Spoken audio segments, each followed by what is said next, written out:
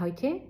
Toto video by som chcela venovať hlavne tým, ktorí nie vždy majú tie sviatky krásne a veselé, ako sa hovorí o týchto sviatkoch. A chcem o tom povedať, že je to úplne v poriadku a môžeme niekedy prechádzať v našom živote takými fázami, že nie vždy sa na tieto sviatky budeme tešiť. Veľakrát som sa aj netešila na tieto sviatky, musím povedať, lebo buď som pociťovala nejaký veľký smútok, alebo proste mala som nejaký stres a tak ďalej. A je to úplne normálne. A vlastne tento mesiac december je vlastne takým vyústením, alebo takou akumuláciou všetkých emócií, ktoré my vlastne máme potlačené. A potom vlastne napríklad človek môže vybuchovať alebo byť nešťastný napríklad z rodinných záležitostí alebo proste čokoľvek, a je to úplne v poriadku, pretože my si takýmito temnými fázami proste počas života prechádzame a je to úplne normálne. A keď to príjmeme, že vlastne, že to nie je len to svetlo, nie je len tá krása a to dobro, ale proste človek občas potrebuje naozaj niekedy aj takúto tmu. A keď to človek príjme, že je to úplne v poriadku. A sama za seba musím povedať to, že napríklad mňa moja najväčšia tma naučila otvoriť mi srdce a dať ma do nejakej pokory a nejakej úcty, a našla som napríklad v tom veľký súcit voči druhému človeku. Tak ja si myslím, že my sa proste v tej tme veľa vecí naučíme. Takže aj keď zažívame tieto pre nás negatívne obdobia, tak vedzte to, že ono to raz skončí a bude sa človek cítiť oveľa lepšie. Ale musím povedať aj B, že niekedy je za tým veľa roboty, niekedy je to proste vedomá práca na sebe a proste vedome robím napríklad také kroky, budem hovoriť za seba, čo mne najviac pomôže, a to je vedomé si hovorím, keď zažívam nejakú skúsenosť pre mňa negatívnu, je, že príjmam ten fakt, akože dobre, najprv sa môžem hnevať, najprv môžem mať hociakú emóciu. Potom príjmem ten fakt, čo niekedy trvá, a netreba sa do toho nútiť, ono to proste príde, počas to prijatie, že takto je. Napríklad môže sa jednať o nejaký rozvod, rozchod,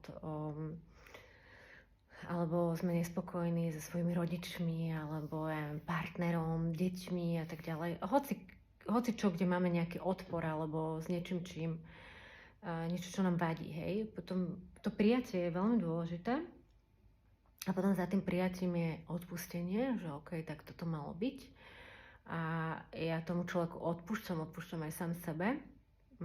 A potom v podstate ten pocit sa môže ako keby vytratiť.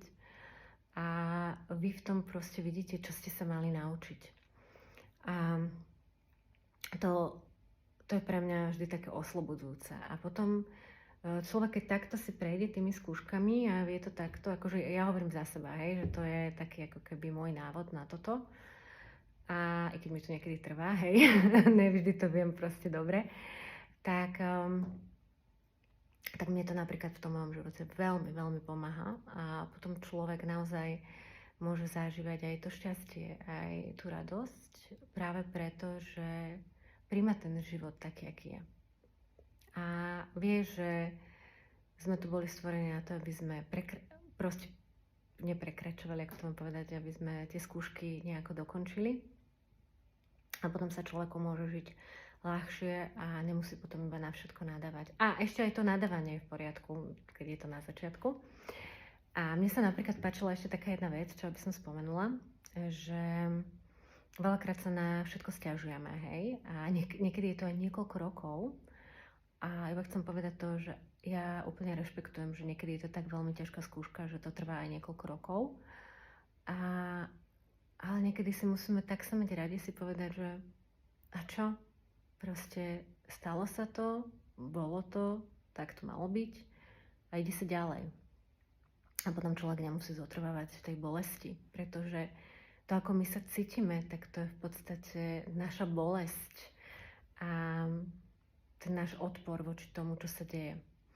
A ešte chcem povedať to, že v tom decembri sa nám tie srdiečka otvárajú každému, a my čo vlastne zažívame prvotne niekedy, keď sa otvára to srdce a je tak zablokované, tak ako prvé vychádza tá bolesť, aby potom to srdiečko mohlo byť otvorené, aby my sme cítili tie benefity toho otvoreného srdca, čo sú ten dobrý pocit, a čo je vlastne pokoj v duši a proste cíti človek tú lásku. Ale nie je to tá láska taká, ako ja som si ju kedysi predstavovala, že to je to, že sa vyhnem všetkým tým negatívnym mojim veciam v živote. Ale je to taká, že OK, aj keď sú to tie zlé obdobia, tak viem, že prídu aj tie dobré. Lebo to je tá rovnováha v živote. Tak želám vám pekné sviatky. A aké si ich urobíte, také ich budete mať. A majte sa dobre. Pekné Vianoce.